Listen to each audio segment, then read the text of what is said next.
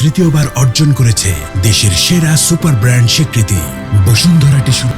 পতিত সরকারের নেপথ্যে নয়, প্রকাশ্যের হিটলার খুনি হাসিনা ভারতের বসে বিভিন্ন ধরনের ষড়যন্ত্র করছে।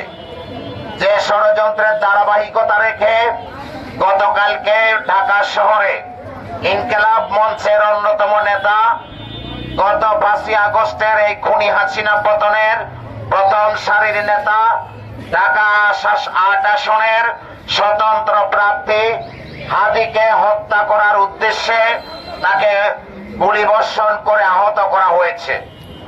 এই গুলিবর্ষণ ইঙ্গিত বহন করে আগামী জাতীয় সংসদকে বানচাল করার ইঙ্গিত।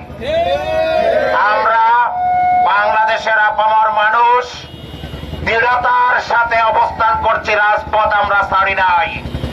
গণতন্ত্র প্রতিষ্ঠিত হবে, আমরা রাজপথের ফসল গড়ে তুলে তারপরে আমরা ফিরে যাব ইনশাআল্লাহ। পতিত সরকারের দোসরদের বলতে চাই, শান্তিপূর্ণভাবে ঘরে বসে আছো, ঘরে বসে থাকো, কোনো ষড়যন্ত্র করার চেষ্টা করবে না। আমাদের নেতা বাংলাদেশের 18 কোটি মানুষের আশা আকাঙ্ক্ষার প্রতীক, আগামী বাংলাদেশের প্রধানমন্ত্রী হবে ইনশাআল্লাহ। আমরা অতি বিলম্বে প্রশাসনকে